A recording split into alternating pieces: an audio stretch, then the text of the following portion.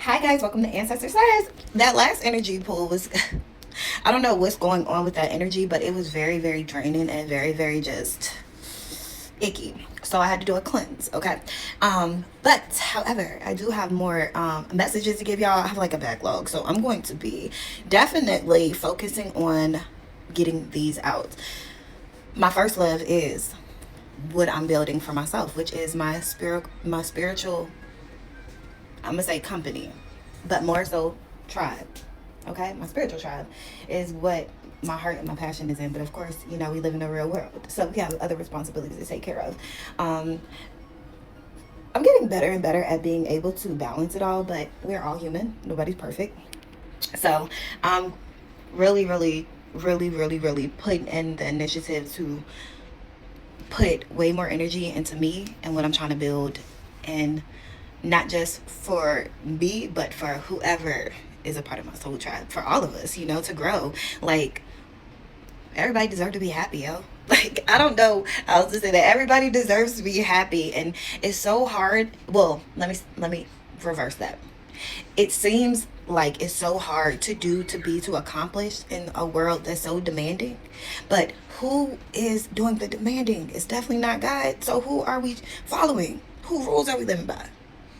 So this soul tribe I'm trying to build, I am building. I'm not trying to. I am building.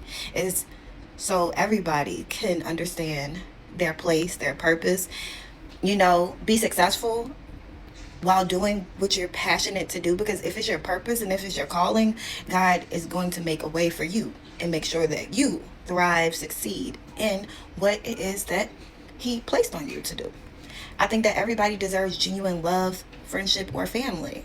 And a key to getting that is healing yourself wholeheartedly, healing yourself genuinely, so that you are not bleeding out on other people and they're not bleeding out on you, and you can actually have something that lasts and that's real and solid and prosperous.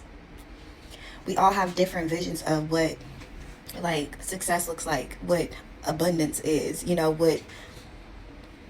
what satisfies us, and I mean in a positive way.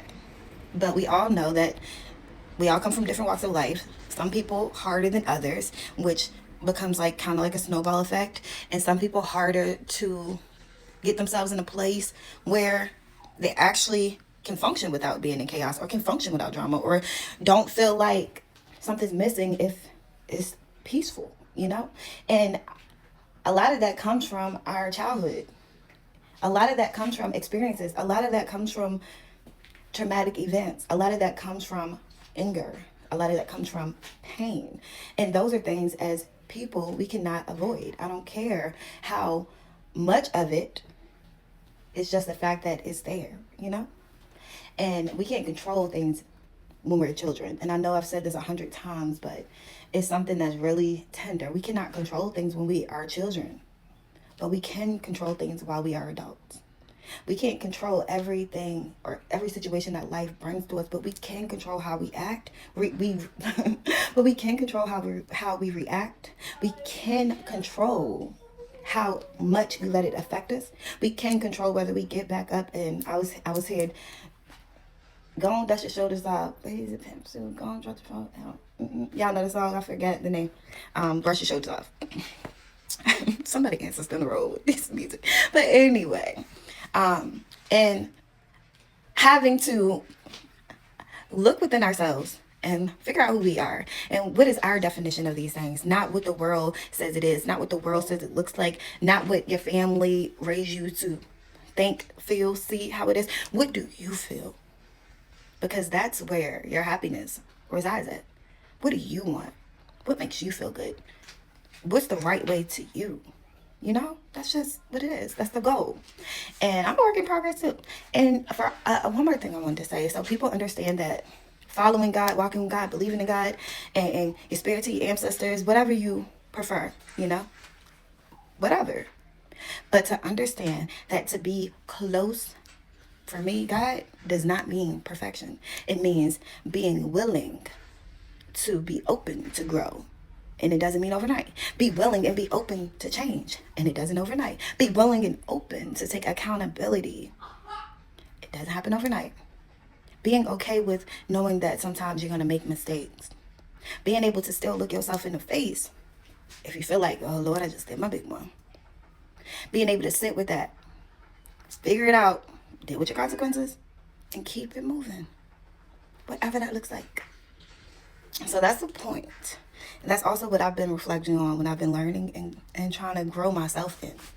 Because you cannot help anyone or be an asset to anybody or their life, including your children, if you're not willing to look deeper inside of you, figure that out first, love on that first, appreciate you first, trusting in the process, trusting in God or whoever you subscribe to, and just being better and simply being better for you.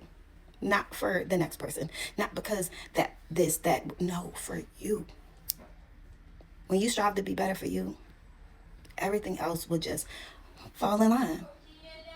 So, first step to healing is going inside yourself, sitting with you, and figuring out who you are. So, keep checking back because I will have another energy pool that I will be posting up later. Got a few things to do real quick, but when I get back and settle in, I cleanse a lot, and cleanse my energy, and I'll have this other energy pool pulled up for you guys. So make sure y'all hit that follow, remind, whatever, if you feeling my vibe. I'm just playing. And as I always say, remember to pray. Bye guys.